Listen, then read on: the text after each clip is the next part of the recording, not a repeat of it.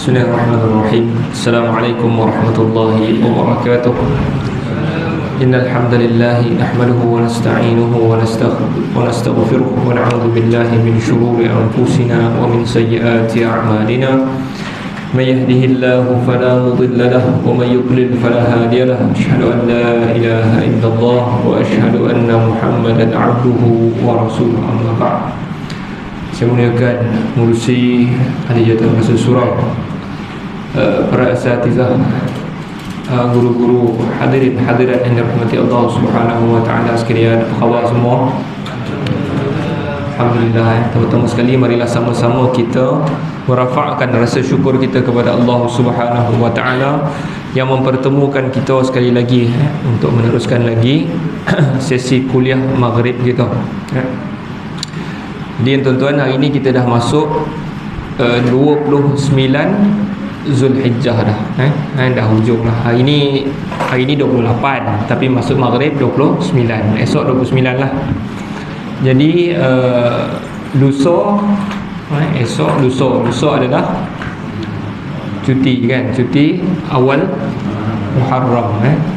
Jadi perayaan dia adalah tahun baru, awal Muharram. Dia bukan ma'al hijrah sebenarnya kan.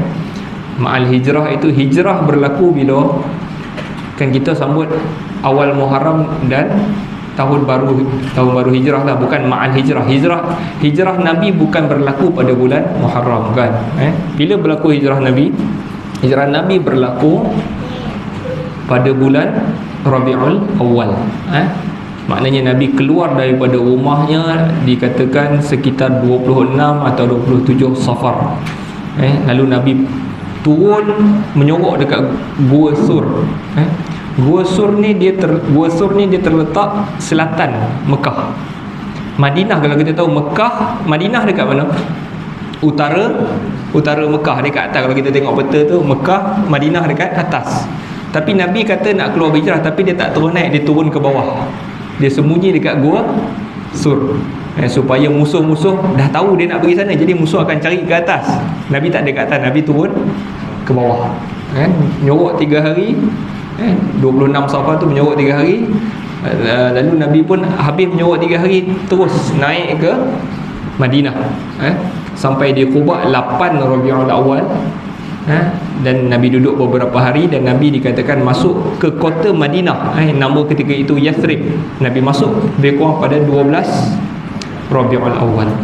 Okey. Jadi hijrah berlaku pada bulan Rabiul Awal, bukan awal Muharram yang macam kita nyanyi. 1 Muharram detik permulaan penghijrahan tahun Islam hijrah, perpindahan Nabi dan umat. Bukan yang tu, bukan 1 Muharram. Jadi itu kita nak kena clear. Saya rasa saya selalu sebut pun, lama-lama akan ingatlah, maknanya hijrah bukan berlaku ketika itu.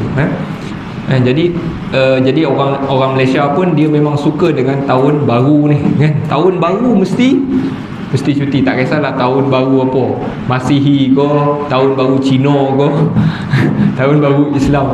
Kita sangat suka dengan tahun baru kan. Tahun baru mesti cuti kan. Tapi sebenarnya cuti, sebenarnya Umar bin Khattab yang meletakkan 1 Muharram ni, kiraan bermula pada 1 Muharram ni. Dia letakkan Muharram. Kenapa dia tak letak bulan-bulan yang lain? Adalah dia punya hujah dia. Salah satu hujah dia sebab Zulhijjah orang bawa balik haji. 1 Muharram ni kira orang macam rasa macam bersih daripada dosa kan. Orang balik haji rasa bersih. Jadi 1 Muharram letak start kiraan kat situ. Sebenarnya tujuan dia letak tu tak ada signifikan apa-apa pun kan. Macam kita suka kan, tahun baru, kita rasa nak azam baru, sebenarnya tak ada pun. Dia letak tu hanya untuk jadi kiraan pertama sahaja kan. Jadi tidak ada apa-apa kelebihan pun sebenarnya 1 Muharram kan. Lebihnya malam tu solat sunat tertentu pun tak ada kan. Tak ada apa-apa kelebihan. Dia macam technical punya isu saja, isu technical saja, nak letak kiraan yang tu first. Tapi kalau nak cuti tuan-tuan, kita orang Malaysia 1 Muharram tahun baru cuti kan, tahun baru Islam cuti. Tapi kalau nak cuti yang lebih layak sepatutnya, kalau kita nak cuti hari-hari kebesaran Islam ni, lebih layak untuk kita cuti pada 9 Zulhijjah. 9 Zulhijjah hari Arafah. Hari Arafah itu lebih layak sepatutnya kita cuti. Sebab di dalam riwayat diceritakan bahawa seorang Yahudi tanya kepada Umar. Dia kata, "Ya Amirul Mukminin, wahai Amirul Mukminin, ayatun fi kitabikum taqra'unaha." Ada satu ayat dalam kitab engkau, iaitu Al-Quran, taqra'unaha, yang kau baca. Dia kata, "Lau nuzilat hadhihi surah ma'syaral yahud ala ma'syaral yahud lattaqafna dzalikal yawm 'aidan." Kalaulah ayat itu diturunkan kepada kami, golongan-golongan Yahudi ni, dia kata nescaya kami akan jadikan hari itu sebagai hari raya. Lalu Umar pun tanya, ayyu ayatin ataupun ayyu ayatin, ayat yang mana satu? Kata Yahudi tadi tu, Yahudi ni pandai tu kan, dia lancar ayat Quran. Dia kata ayat yang ni, dia baca Quran, dia baca Quran, dia hafal pula tu. Kita baca hari Jumaat, baca Yasin kan. Dia kata ayat itu, al-yawma akmaltu lakum dinakum wa atmamtu alaikum ni'mati wa raditu lakumul islam madina. Hari yang telah aku sempurnakan untuk kamu agama kamu, dan aku telah sempurnakan juga ke atas kamu nikmati, nikmat aku dah cukupkan nikmat aku kepada engkau. Hari ini aku dah sempurnakan agama, aku dah cukupkan nikmat, dan aku redha dan aku suka kepada kamu, wa raditu lakum, untuk kamu al-islam madina, Islam sebagai agama. Allah Ta'ala kata, hari ini telah aku sempurnakan nikmat ni. Jadi orang Yahudi bila dengar ayat ni kata, kalau hari ni surah ayat ni diturunkan kepada kami, nescaya kami jadikan hari raya kan. Lepas tu Umar jawab kepada Yahudi ni, dia kata, qad arafna makana nuzilat hadhihi surah, nuzilat ayah, laqad arafna, kami benar-benar tahu tempat turun ayat ni, kami tahu kat mana ayat ni diturunkan dan bila, iaitu ketika mana Rasulullah sallallahu alaihi wasallam sedang berdiri wa huwa qaimun bi Arafah, di Arafah, yaumal jumu'ah, hari Jumaat. Hari Jumaat, kami ingat hari ni hari Jumaat, Nabi ada ke Arafah. Nabi buat apa ke Arafah? Dia tak sebut berapa bulan, dia tak sebut, tapi dia kata Nabi dekat Arafah. Arafah buat apa? Wukuf di Arafah. Jadi ayat ini turun pada 9 Zulhijjah. Jadi kalau nak cuti lah, hari 9 itu lebih layak untuk cuti kan, daripada 1 tahun baru kan cuti kan. Jadi hari 9 eloklah cuti kan, orang boleh puasa kan. Kalau kerja kan tak larik nak kerja. Tuan-tuan dan dirahmati Allah Subhanahu wa taala sekalian, itu sedikitlah mukadimah berkenaan dengan tahun baru kita, nak cuti hari apa dan sebagainya. Jadi kita balik kepada topik yang kita nak belajar hari ni. Kitab kita nama dia Larangan-larangan Syarak. Syarak ni apa? Syarak ni undang-undang. Undang-undang. Apa yang undang-undang yang Allah Ta'ala turunkan kepada itu syarak. Larangan-larangan syarak, peraturan Allah Ta'ala. Dulu sebelum daripada ni, bertahun-tahun dulu saya ajar tafsir sebenarnya. Kan kita belajar tafsir kan, surah Wadduha, surah ni. Lepas tu kita tukar kitab. Tapi masa nak tukar kitab daripada tafsir tu kepada kitab apa kita nak belajar, antara cadangan dia adalah kita nak belajar ayat-ayat suruhan Allah ke, ataupun ayat ataupun kitab ni larangan-larangan Allah. Dia ada dua pilihan waktu tu kan. Nak belajar yang apa yang Allah suruh ke, apa yang Allah larang kan. Kita nak belajar mana satu kan. Jadi kita buat keputusan untuk belajar larangan. Sebab mana lebih susah tuan-tuan? Nak buat ke nak tinggalkan? Lebih susah? Mana lebih susah? Nak tinggalkan lebih susah kan. Nak pergi umrah senang kan, ada duit boleh umrah. Tapi nak tolak rasuah contoh kan, orang nak bagi duit ni ambil kan, ambil, kita nak tolak tu susah kan? Susah, nak tinggalkan susah kan? Begitu juga benda-benda haram, benda haram macam orang yang minum arak dan sebagainya, untuk tinggalkan tu lebih susah. Engkau solat 20 rakaat, dia boleh solat 20. Tapi untuk tinggalkan lepas solat tu dia nak minum arak, susah nak tinggalkan. Jadi larangan-larangan Allah Ta'ala ni adalah lebih utama didahului daripada amalan-amalan yang sunat yang kita buat. Tinggalkan tu dulu lebih utama. Begitulah maksud ya ayyuhallazina amanu taqullah, wahai mereka-mereka yang beriman, bertakwalah kepada Allah. Takwa itu apa? Buat apa Allah suruh, tinggal Allah larang. Itu maksud takwa. Jadi mana lebih susah ulama bincang, tinggal lebih utama dan lebih susah. Gitu kan. Jadi kita dah masuk beberapa bab dah, kitab ni pun dah tak banyak lah. Suku lah tak sampai suku kan. Suku tak sampai suku kita ni. Jadi kita nak ulang kaji balik. Tajuk terakhir kita belajar bila bulan lepas adalah babun nahyi an iradatil insan ad-dunya bi'amalihi. Bab larangan manusia itu mahukan dunia dengan amalannya. Maknanya dia buat suatu amalan tu tujuan dia untuk dapatkan dunia. Itu larangan. Larangannya. Jadi kita dah bincangkan ayat Al-Quran dan juga hadis yang Nabi SAW cerita tentang larangan ini. Jadi ini juga termasuklah kita buat apa pun pekerjaan, sama ada amalan dunia ataupun amalan akhirat. Kita start dengan amalan dunia dulu. Amalan dunia, buat tu kita memang harap nak dapat dunia je kan. Kita buat ni nak dapat dunia je kan. Contoh orang kerja, apa tujuan ni? Memang nak dapat upah je. Itu je. Itu juga termasuk di dalam larangan ni. Dia mesti ada tujuan yang lain. Contohnya kerja ni tuan-tuan, sebagai seorang guru kan, awak dilantik oleh kerajaan untuk jadi seorang guru. Takkan dengan tujuan dia jadi cikgu tu hanya nak dapat gaji. Tentulah sepatutnya tak kan. Tujuan jadi sesuatu itu adalah tempat untuk dia buat pahala kan. Seorang guru boleh buat apa? Boleh bantu anak murid, boleh didik dia, boleh macam-macam. Sebagai seorang guru itu dia boleh bantu banyak orang. Begitu juga dengan peniaga kan. Peniaga, apa tujuan dia berniaga? Takkan semata-mata nak duit kan.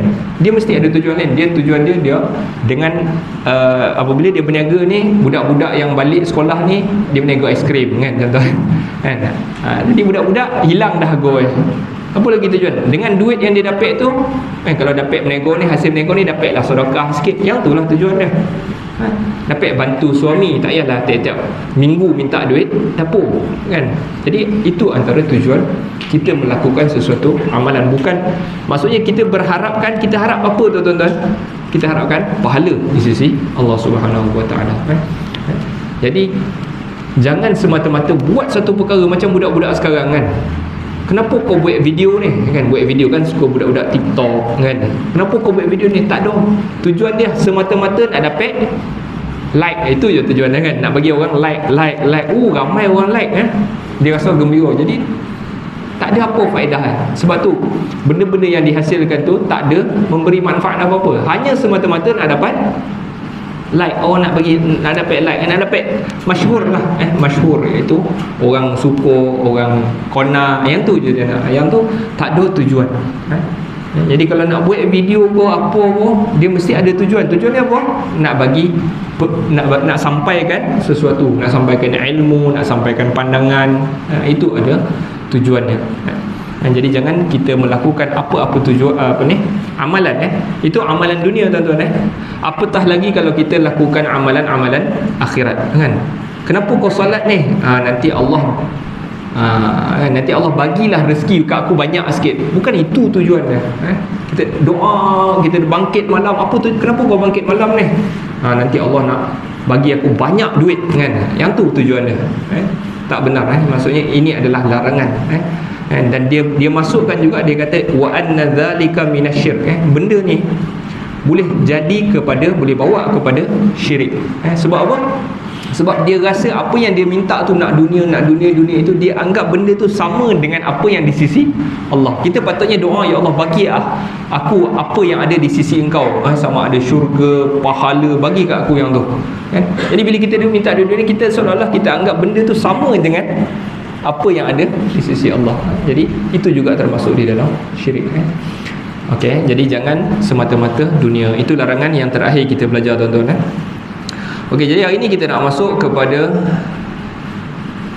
babun nahyi, kitab yang tajuk yang baru, babun nahyi an ta'atil ulama'i wal umara'i fi tahrimi ma ahallallahu aw tahlili ma harramahu Allah wa anna dhalika minasyirk. Bab larangan mentaati ulama-ulama dan umara, pemerintah, ulama tadi ulama lah, umara, pemerintah, fi tahrimi, dalam mengharamkan apa yang telah Allah halalkan atau menghalalkan apa yang telah Allah haramkan. Kita patuh dengan golongan ni, walaupun nama dia ulama ko, umara ko, umara ni pemerintah, apa dia panggil, orang yang berkuasa atas kita, kita patuh dia, tapi benda tu Allah haramkan, dia halalkan, kita pun ikut semua. Kita tak ikut Allah, kita ikut dia orang. Yang ni juga dilarang di dalam agama. Okey, an Addi bin Hatim, hadis daripada Addi bin Hatim, annahu sami'an nabiyyu sallallahu alaihi wasallam. Addi bin Hatim ni siapa? Addi bin Hatim adalah sahabat Nabi SAW, dan dia terkenal dengan pemurah. Bapa dia dulu, Hatim dulu, orang tahu dia ni pemurah. Addi yang ganti bapa dia ni jadi ketua kabilah pun orang tahu dia ni pemurah. Dia sangat pemurah lah. Dia ni dulu sebelum masuk Islam memang ketua kabilah, pemurah. Dia ni dulu beragama dipanggil Karusiyah. Agama tu Karusiyah. Tetapi kabilah dia ni majoriti Nasrani. Nasrani ni agama Kristian. Kabilah dia Kristian, tapi dia tu forgot the name. Saya lupa, lebih kurang macam Karusiyah lah. Karusiyah ni apa? Karusiyah ni di antara agama, di antara Kristian, Nasrani dan juga Yahudi. Dia macam gabungan dua-dua tu yang ni. Jadi Addi bin Hatim macam beragama Kristian lah, Kristian yang mungkin di antara Yahudi dengan Nasrani agama tu. Okey, jadi apabila dia masuk Islam, ada satu kisah ni, dia dengar Nabi SAW membaca ayat Al-Quran. A'udzubillahi minasyaitonirrajim. Ittakhadhu ahbarahum wa ruhbanahum arbaban min dunillah. Dia kata, dia dengar Nabi SAW baca ayat Al-Quran ini, mereka mengambil ahbarahum, orang-orang pandai di kalangan mereka, wa ruhbanahum, orang pendeta-pendeta di kalangan mereka, yakni golongan siapa? Golongan Nasrani. Arbaban, sebagai tuhan-tuhan, min dunillah, selain daripada Allah. Apabila Addi bin Hatim dengar ayat ni, Allah Ta'ala sebut mereka mengambil ulama-ulama mereka, ahbar, orang-orang pandai, ulama-ulama mereka dan juga pendeta-pendeta mereka ini, sebagai tuhan-tuhan selain daripada Allah. Addi kata, dia kata, faqultu lahu, lalu Addi kata kepada Nabi, inna lasna na'buduhum, kami tak sembah ulama-ulama ni. Seolah-olah dia nak kata ayat tadi salah lah, ayat Al-Quran salah lah, kami tak sembah mereka itu. Lalu Nabi SAW kata kepada Addi, alaysa yuharrimuna ma ahallallahu fatuharrimuna, bukankah mereka apabila mereka mengharamkan apa yang telah Allah halalkan kepada kamu, maka kamu pun turut mengharamkannya. Yakni Allah halal, tapi golongan-golongan ni kata, oi, janganlah kita nak makan daging-daging ni. Daging-daging ni buat hati koreh, dia khabar kat kita kan. Dia kata makan daging ni tak elok ataupun haramlah di sisi kita ni. Ulama dia kata, sedangkan Allah Ta'ala halal ke haram daging? Halal. Daging selain khinzir semua halal lah, yang boleh disembelih ni. Lalu orang bawah ni ikut siapa? Dia ikut Allah ke dia ikut ketua-ketua ni tadi? Dia ikut orang-orang yang pandai ni tadi kan.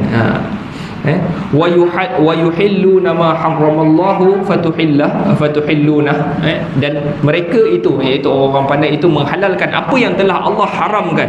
Contohnya apa yang Allah Taala haramkan? Khinzir kan. Orang Nasrani sehingga hari ni kan, dia orang ada teks dalam Bible, orang Nasrani Kristian ada teks dalam Bible yang mengharamkan khinzir, swine, ataupun inilah khinzir lah. Tapi mereka makan tak? Mereka makan sebab dia punya ahbar ni tadi kata, oh okey boleh makan, dia pun okey lah. Dia orang ikut siapa? Dia ikut Allah ke dia ikut ni? Jadi dia ikut orang-orang pandai ni tadi. Fatuhilluna.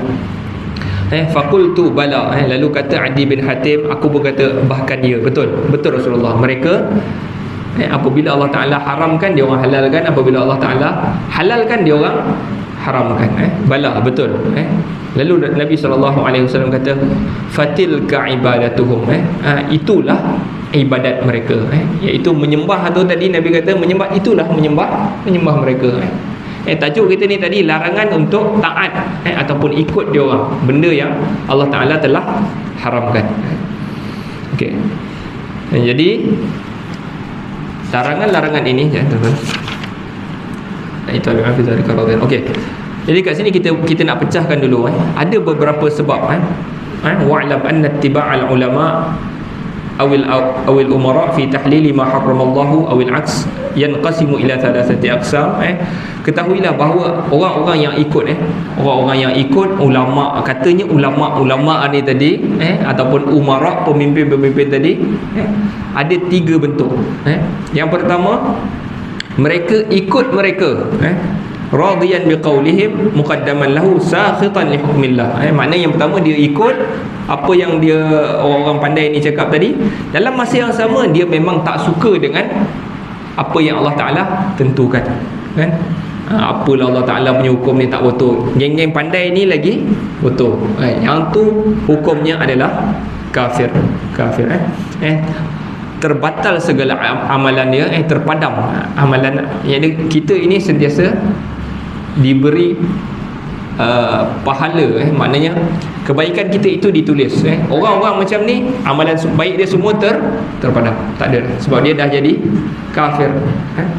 Okey, yang kedua, ayyutabi'ahum fi dhalika radiyan bi hukmillahi wa 'aliman bi annahu amsal wa aslah lil ibad wal bilad lakin li hawa fi nafsihi ikhtaruhu. Dia orang ikut benda yang menyalahi Allah, dia orang ikut orang pandai ni tadi ataupun pemimpin-pemimpin ni tadi. Dalam masa yang sama, dia redha dengan hukum Allah. Dia tahu Allah punya hukum lebih baik, tetapi dia ikut juga benda yang salah ni kerana hawa nafsu. Tapi mereka ini bukanlah orang-orang yang kafir. Mereka ini paling-paling pun adalah golongan yang dipanggil fasik. Okey, fasik. Jadi tak boleh sebenarnya, bila ada apa yang Allah Ta'ala suruh dan benda yang bercanggah dengan dia, kita jangan sekali-kali mengikut benda yang bercanggah. Okey, yang ketiga, mengikut mereka itu, mengikut pemimpin-pemimpin itu jahilan, kerana tak tahu, jahilan sebab tak tahu. Dia sangka ini ikut Allah Ta'ala suruh kan. Okey, jadi yang tu terbahagi pula kepada 2. Dia boleh mengetahui kebenaran dengan diri sendiri, fahuwa mufrid atau muqsir fahuwa athim.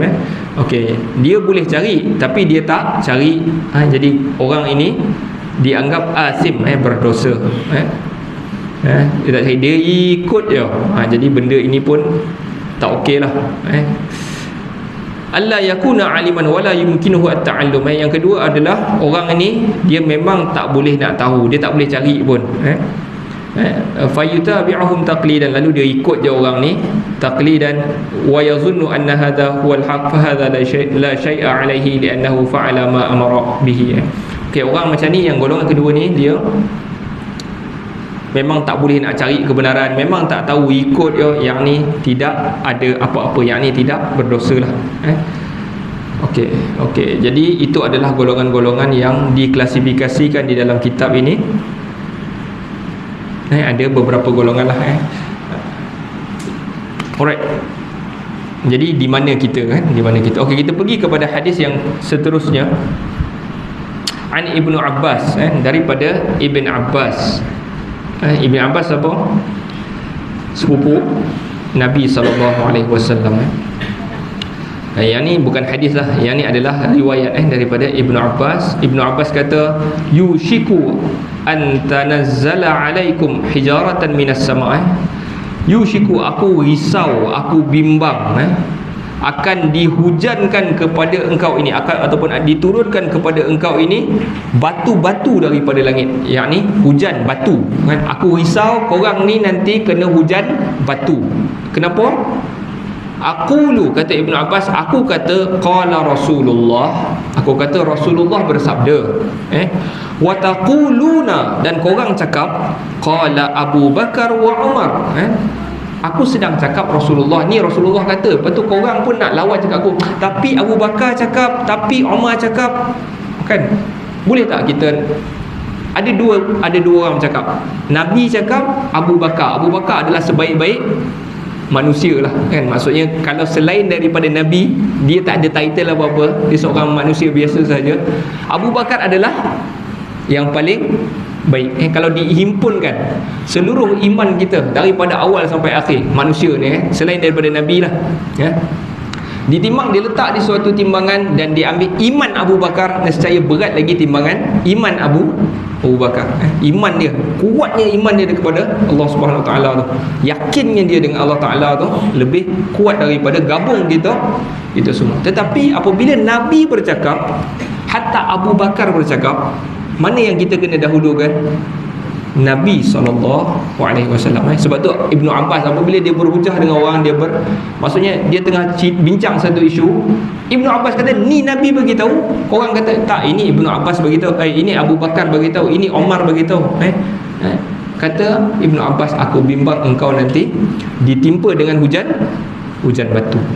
Boleh tak Allah Ta'ala turunkan hujan batu? Boleh tak? Dah ada dah yang kena. Siapa? Kaum Lut. Sebelum daripada itu kaum Lut. Siapa yang selamat? Keluarga Nabi Lut saja yang selamat, yang lain tak selamat. Lepas daripada itu, siapa lagi yang pernah kena hujan batu? Alam tara kaifa fa'ala rabbuka bi ashabil fil alam yaj'al kaidahum fi tadlil wa arsala alaihim tayran ababil. Iaitu apabila Abrahah nak jatuhkan Kaabah, Allah hantar apa? Burung-burung ababil, tarmihim bihijaratin min sijil, lontar batu daripada langit ni, daripada neraka punya batu, turun hujan kepada tentera Abrahah. Jadi boleh jadi bimbang Ibnu Abbas kepada orang yang menyanggahi Nabi.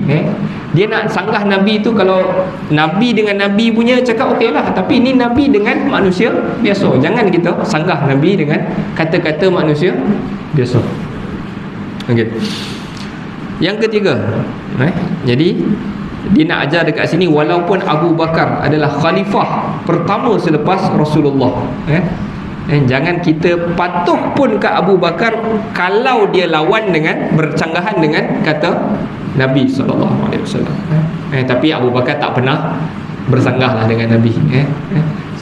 Dan Nabi SAW pun kata, alaikum bisunnati, hendaklah kau ikut contoh aku, sunnah aku. Kemudian Nabi kata wa sunnatil khulafa'ir rasyidin al-mahdiyyin, dan juga sunnah khalifah ar-rasyidin min ba'di. Khalifah ar-rasyidin tu siapa? Abu Bakar, Umar, Uthman, Ali tu. Yang tu semua wajib ikut. Dia tak pernah lawan. Tapi kalau misalnya bercanggah, pastilah kita ikut Rasulullah sallallahu alaihi wasallam. Okey. Qala Ahmad ibn Hanbal. Okey, ini cerita daripada Ahmad ibn Hanbal. Siapa Ahmad bin Hanbal? Ahmad bin Hanbal adalah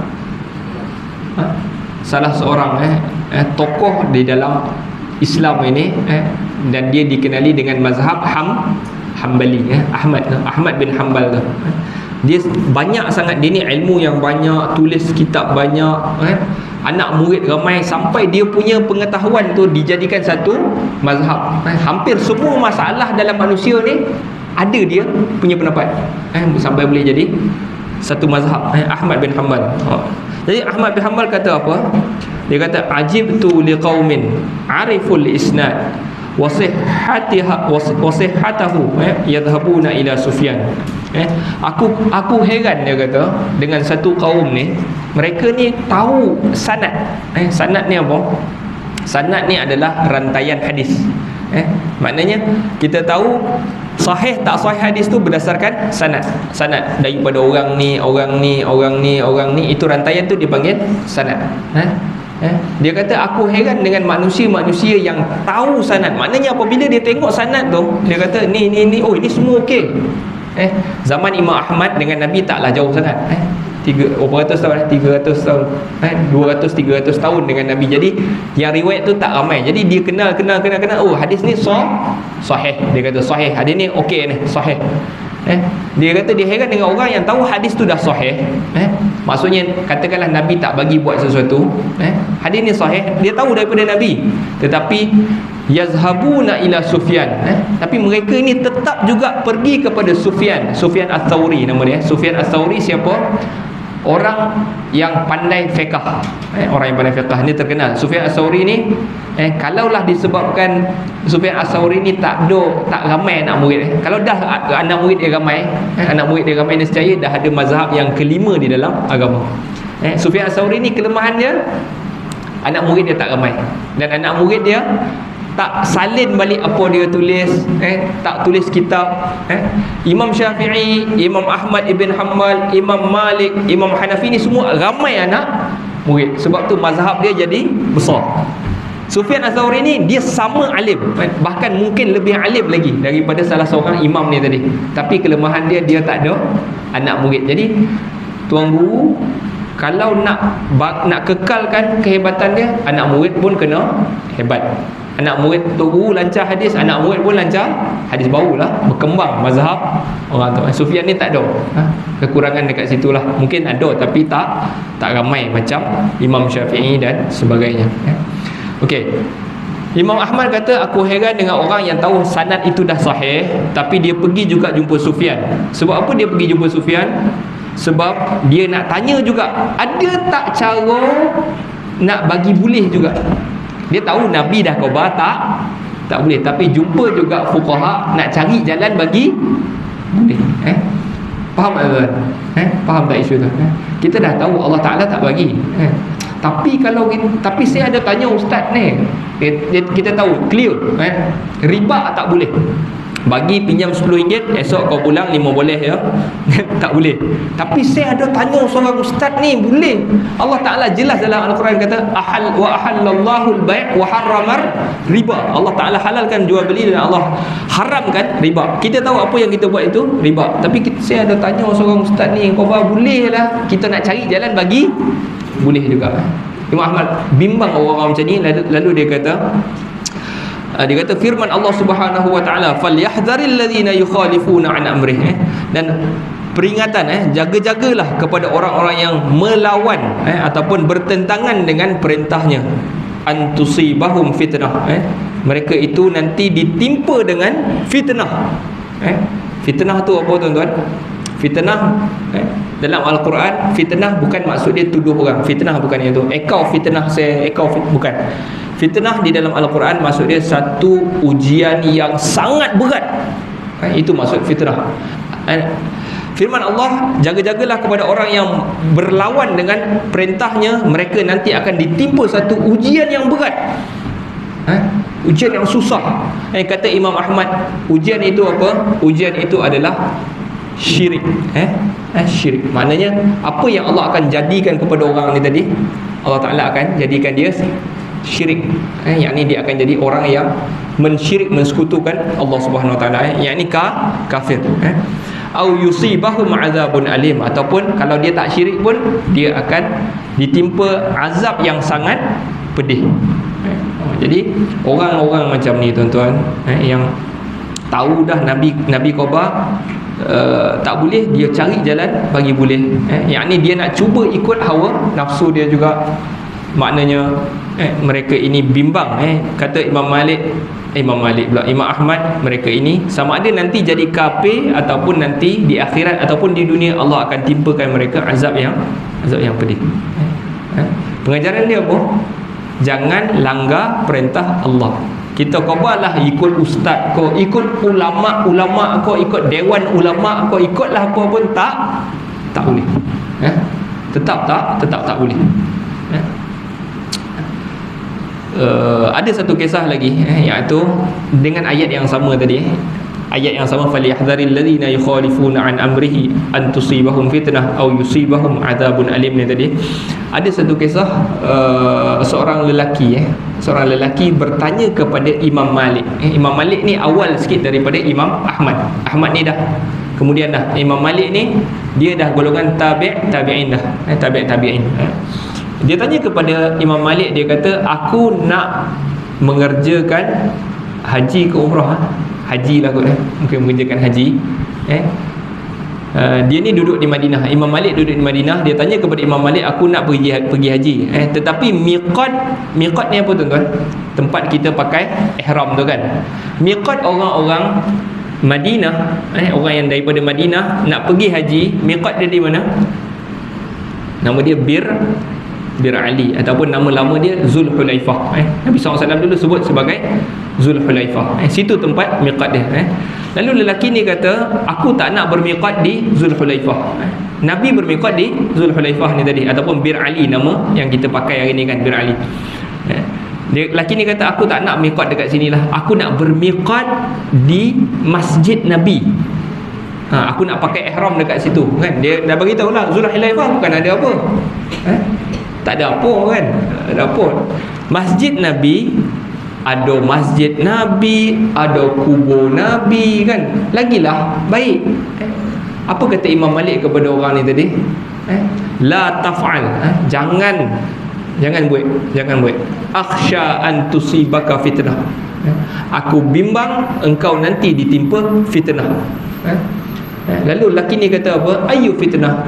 Fitnah apa? Ujian apa yang akan ditimpa aku sebab aku nak buat benda lagi baik kan.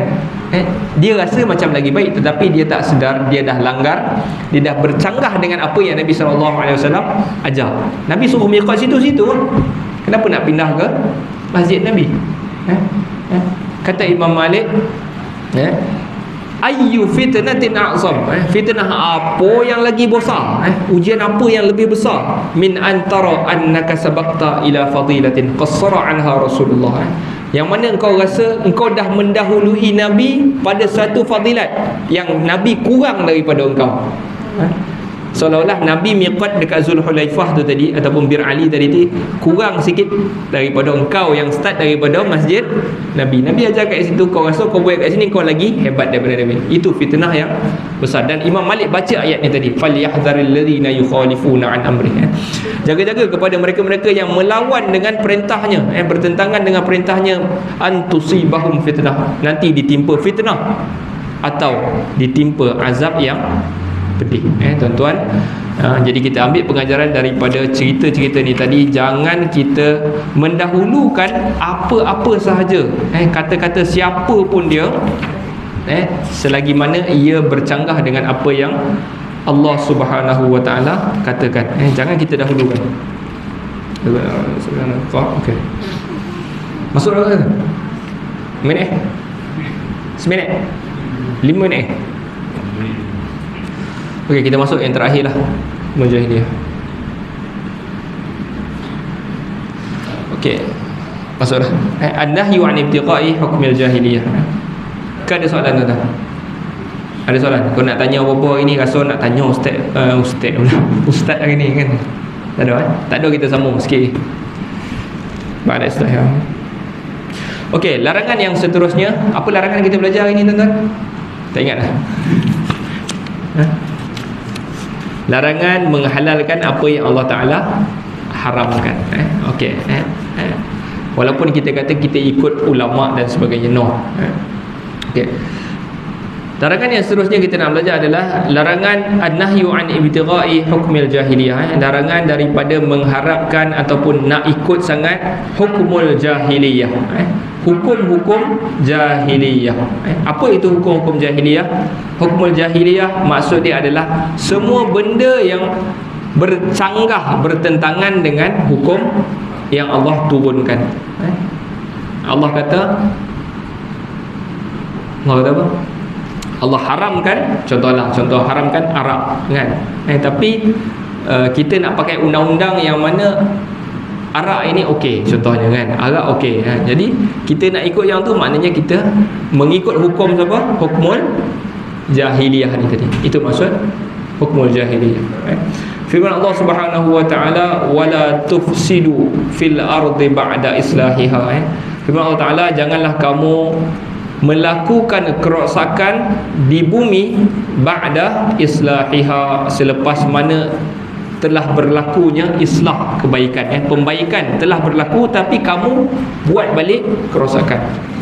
Jadi apa maksud ayat ini? Maksud dia adalah setelah turunnya Al-Quran, Nabi dah ajar, kan? Nabi dah ajar buat yang ni, tiba-tiba kita datang dan kita ikut balik peraturan yang dahulu. Oh, dulu nenek moyang kita buat macam ni, contoh, jadi itu termasuk di dalam melakukan kerosakan. So saya rasa tak payah masuk lah kot. Kalau masuk ni kan dia jadi panjang. Kita ulang balik tajuk larangan daripada mengikut hukmul jahiliyah. So ini satu tajuk. Apa dia tadi? Larangan daripada mengikut, tajuk apa? Mengikut ulama dan juga pemimpin-pemimpin pada benda yang mengharamkan apa yang Allah Ta'ala halal dan menghalalkan apa yang Allah Ta'ala haramkan. Okey. Ingat itu tuan-tuan. Wallahu ta'ala alam. Ada soalan? Fasik ni datang daripada perkataan Arab tikus. Tikus dia panggil fuwaisik. Apa kerja tikus? Dia akan rosakkan sikit-sikit, kan, almari tu, tepi dia makan. Dia melakukan, orang-orang yang fasik yang melakukan rosak kerosakan, kan. Kalau dalam agama ini dah elok, dia akan makan tepi-tepi tu. Jadi orang-orang ni adalah orang-orang yang baik ke tak baik? Tak baik, macam tikus tadi, kan, rosak fasik. Itu golongan-golongan fasik. Tapi dia kafir ke? Dia tak kafir, tapi dia termasuk orang-orang yang melakukan dosa.